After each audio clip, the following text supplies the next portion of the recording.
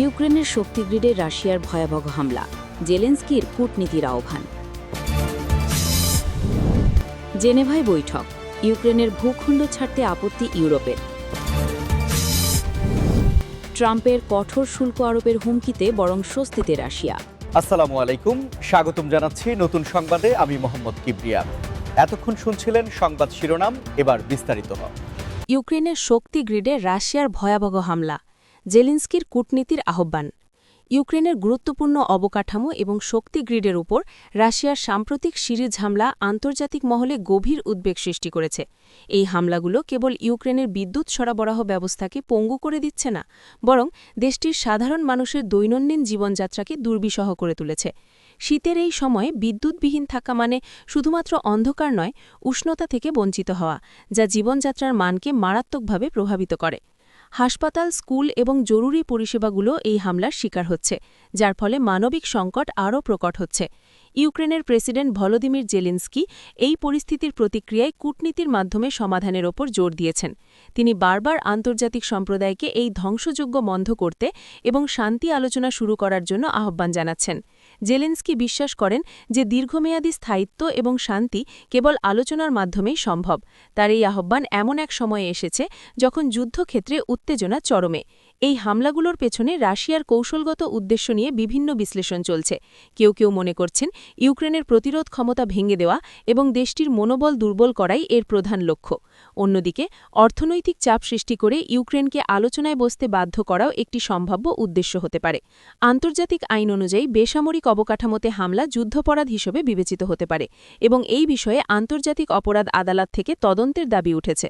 জাতিসংঘের বিভিন্ন সংস্থা এই হামলায় ক্ষতিগ্রস্তদের জন্য জরুরি সাহায্য পাঠানোর চেষ্টা করছে, কিন্তু বিদ্যুৎ সরবরাহ ব্যাহত হওয়ায় ত্রাণ বিতরণও কঠিন হয়ে পড়েছে। স্থানীয় সূত্রে জানা গেছে, অনেক শহরে দিনের পর দিন বিদ্যুৎ থাকছে না, যার ফলে পানীয় জলের সংকটও দেখা দিয়েছে। জেনারেটর এবং অন্যান্য বিকল্প শক্তির উৎস ব্যবহার করে কিছু জরুরি পরিষেবা চালু রাখার চেষ্টা চলছে, কিন্তু তা প্রয়োজনের তুলনায় অপ্রতুল। এই পরিস্থিতিতে ইউক্রেনের জনগণ রেজিলিয়েন্স এবং দৃঢ়তার পরিচয় দিচ্ছে, তবে তাদের টিকে থাকার জন্য আন্তর্জাতিক সহায়তার প্রয়োজনীয়তা অনস্বীকার্য। বিশ্ব নেতারা এই সংঘাতের একটি শান্তিপূর্ণ সমাধানের জন্য প্রচেষ্টা চালিয়ে যাচ্ছেন, কিন্তু উভয় পক্ষের মধ্যে আস্থার অভাব এবং মতবিরোধ আলোচনাকে জটিল করে তুলছে। সামনের দিনগুলোতে এই সংকট কোন দিকে মোড় নেয় তা দেখার জন্য বিশ্ববাসী অপেক্ষা করছে। জেনেভায় বৈঠক, ইউক্রেনের ভূখণ্ড ছাড়তে আপত্তি ইউরোপের।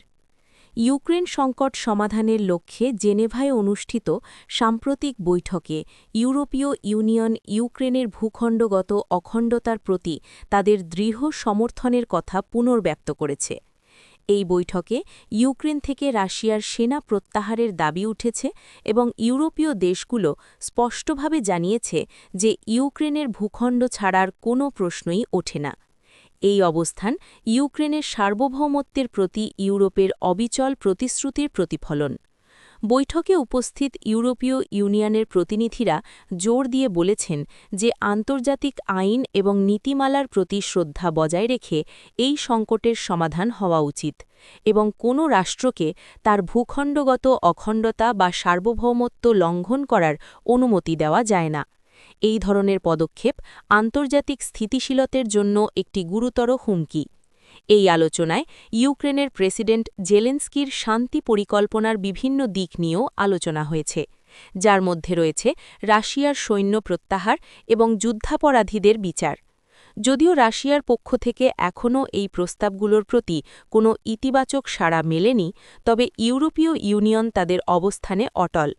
তারা স্পষ্ট করে দিয়েছে যে ইউক্রেনের সাথে কোনো আপোস করা হবে না এবং দেশটির ভূখণ্ডগত অখণ্ডতাকে কোনো মূল্যে ছেড়ে দেওয়া হবে না। এই অবস্থান আন্তর্জাতিক সম্প্রদায়ের একটি বড় অংশের সমর্থন পেয়েছে এবং জাতিসংঘ সহ বিভিন্ন আন্তর্জাতিক সংস্থা ইউক্রেনের সার্বভৌমত্ব রক্ষার আহ্বান জানিয়েছে।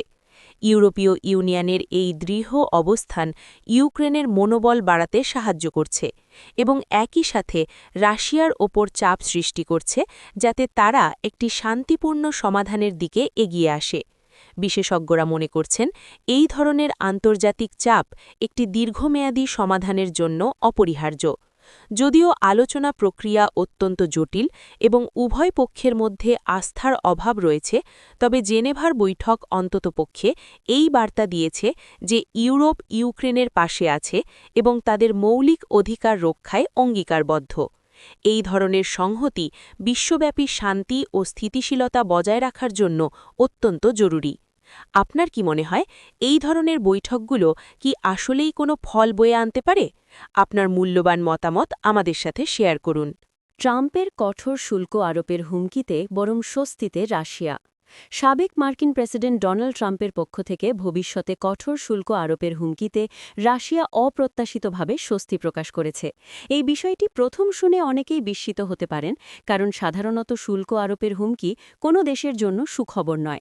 কিন্তু ভূ-রাজনৈতিক প্রেক্ষাপট এবং বর্তমান অর্থনৈতিক পরিস্থিতি বিবেচনা করলে রাশিয়ার এই স্বস্তি বেশ তাৎপর্যপূর্ণ। ট্রাম্প তার দ্বিতীয় মেয়াদে নির্বাচিত হলে আমদানি পণ্যের ওপর ব্যাপক শুল্ক আরোপের প্রতিশ্রুতি দিয়েছেন, বিশেষ করে those from countries considered unfriendly to the US. এর ফলে বিশ্ব বাণিজ্য ব্যবস্থায় এক বড় ধরনের পরিবর্তন আসতে পারে। রাশিয়ার দৃষ্টিকোণ থেকে এই ধরনের শুল্ক নীতি তাদের জন্য কিছু সুবিধা বয়ে আনতে পারে। প্রথমত, যদি ট্রাম্প শুল্ক আরোপ করেন, তবে তা কেবল রাশিয়ার ওপর নয়, বরং চীনের মতো অন্যান্য বড় অর্থনীতির ওপরও প্রযোজ্য হতে পারে। এর ফলে পশ্চিমা দেশগুলোর মধ্যে বিভেদ বাড়তে পারে, যা রাশিয়ার ভূ-রাজনৈতিক কৌশলকে সাহায্য করবে। দ্বিতীয়ত, রাশিয়ার অর্থনীতি মূলত প্রাকৃতিক সম্পদ, বিশেষ করে তেল ও গ্যাসের ওপর নির্ভরশীল। এই পণ্যগুলোর চাহিদা বিশ্বব্যাপী স্থিতিশীল থাকে এবং শুল্কের কারণে এর সরবরাহ চেনে তেমন বড় প্রভাব নাও পড়তে পারে। বরং যদি পশ্চিমা দেশগুলো নিজেদের মধ্যে বাণিজ্য যুদ্ধে জড়িয়ে পড়ে, তবে রাশিয়ার পক্ষে নতুন বাণিজ্যিক অংশীদার খুঁজে পাওয়া সহজ হতে পারে, বিশেষ করে এশিয়া এবং আফ্রিকার উন্নয়নশীল দেশগুলোতে। তৃতীয়ত, ট্রাম্পের আমেরিকা ফার্স্ট নীতি ইউরোপীয় ইউনিয়ন এবং অন্যান্য মার্কিন মিত্রদের সাথে সম্পর্কের অবনতি ঘটাতে পারে।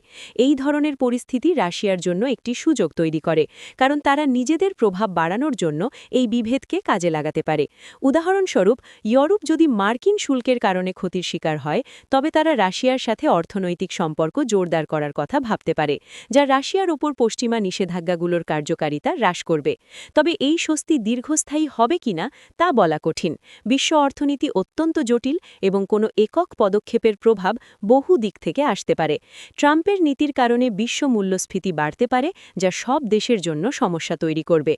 এছাড়া বাণিজ্য যুদ্ধের ফলে বিশ্ব অর্থনৈতিক প্রবৃদ্ধি কমে যেতে পারে, যা রাশিয়ার অর্থনীতিকেও ক্ষতিগ্রস্ত করতে পারে। কিন্তু বর্তমান প্রেক্ষাপটে রাশিয়া এই সম্ভাব্য পরিস্থিতিকে তাদের অনুকূলে দেখছে।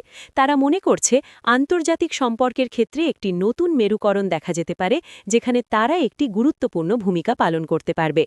এই পরিস্থিতিতে বিশ্ব বাণিজ্য এবং ভূ-রাজনীতির ভবিষ্যৎ কী হতে পারে তা নিয়ে নানা বিশ্লেষণ চলছে। আপনার কি মনে হয়, ট্রাম্পের শুল্কনীতি রাশিয়ার জন্য সত্যিই ভালো খবর? আপনার মতামত আমাদের কমেন্ট করে জানান।